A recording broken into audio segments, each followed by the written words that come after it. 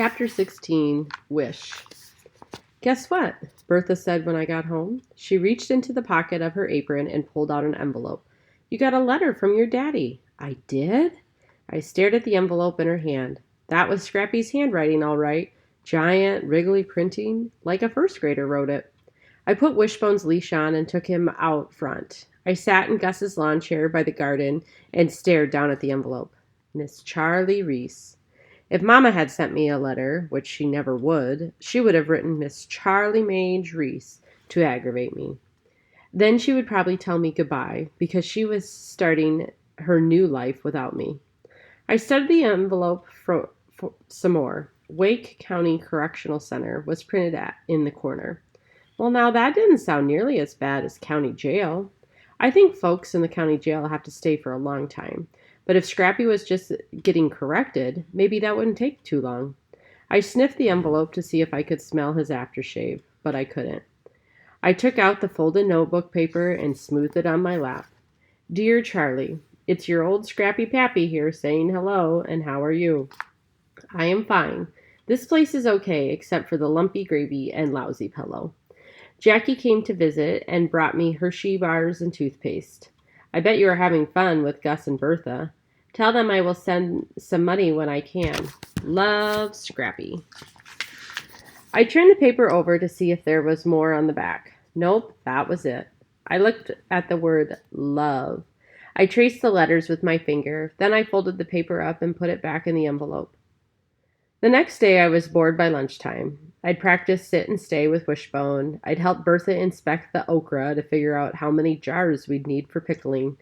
I looked for 4-leaf clovers over by the back porch, but I didn't find one. Then I shared my peanut butter sandwich with Wishbone, and that was it. Nothing else to do. So I figured I'd ride Lenny's bike down to Howard's. I hooked Wishbone's leash on the handlebars, and off we went. When I got there, the Autumn's house was buzzing like a beehive. Cotton was making something with sticks and rocks in the small square of shade next to the porch. Burl and Lenny were over in the driveway peering at the engine of Burl's motorcycle. Every now and then, one of them would bang on something with a wrench.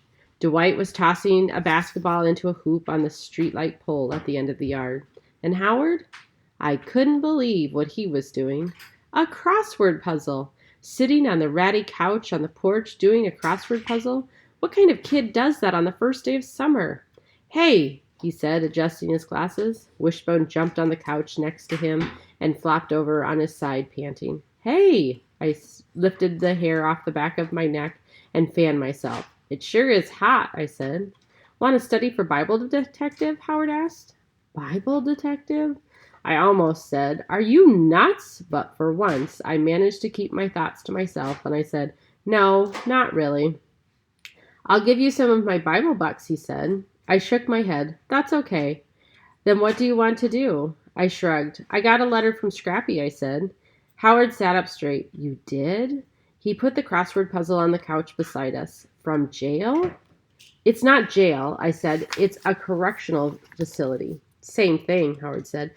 It is not. I'm pretty sure it is. It is not, I said so loud Wishbone's head shot up, and he looked at me like I was crazy. Pineapple, pineapple, pineapple. I did not want to get mad at Howard on the first day of summer. I must admit that even though me and Howard hadn't known each other very long, he could read me like a book.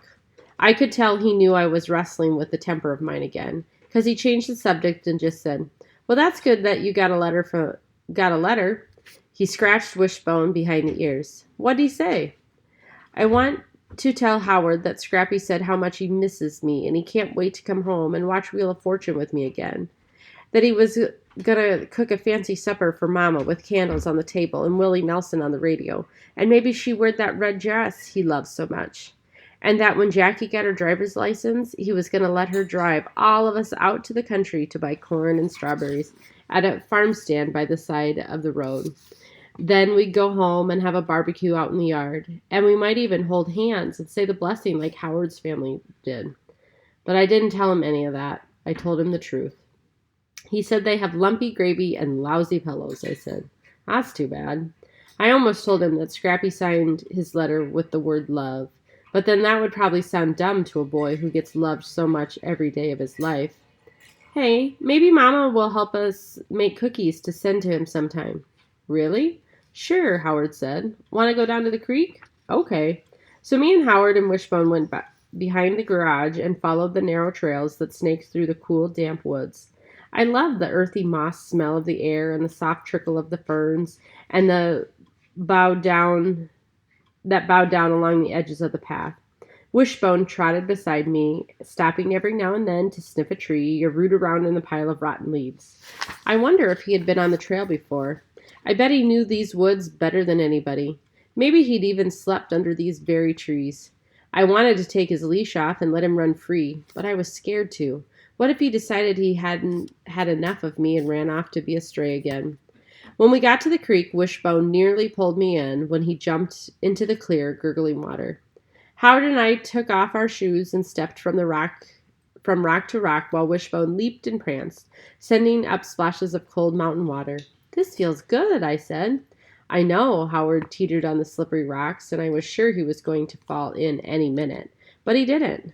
Wishbone let out the funniest yips and bit at the water, trying to grab the tiny minnows that darted around the rocks. Look at him, we both said at the exact same time. I jumped off the rock to the edge of the creek and motioned for Howard. Come quick, I hollered. Hook pinkies. What? Hook pinkies, I said. We both get to wish. We do? I nodded. If two people say the same thing at the exact same time, they hook pinkies and make a wish, I said. Jackie taught me that. So Howard jumped to the edge of the creek and we hooked pinkies. I closed my eyes and made my wish. Did you make a wish? I asked. No. Why not? He stooped to swish his hand in the water, making the minnow scurry away. I don't really have anything to wish for, he said. I shook my head. How could anybody not have something to wish for? I mean, even if you just wished you didn't have a wart on your thumb, or that you didn't have to eat oatmeal for breakfast, it seemed to me like you could think of something to wish for. Oh, good grief, Howard, I said. There must be something. Well, actually, there is something I could wish for, he said. So we hooked pinkies again, and Howard closed his eyes. Did you make a wish? I asked. Yep. I bet I know what it is. I can't tell you or it won't come true, remember? No, you can't tell, I said, but I can. It doesn't matter if I tell. I didn't know for sure if that was true, but I think it probably was. Just don't say whether I'm right or not, I said. Okay. You wished you didn't have that up-down walk, I said. When those words left my mouth, I could practically see them hurling through the air toward Howard, quick and sharp like razors. Howard's face turned pale as a ghost, and his eyes flicked down at the ground. What had I done? Why had I said that? More than anything, I wanted to take those sharp words back, but I knew I couldn't. It suddenly felt like everything was frozen in time.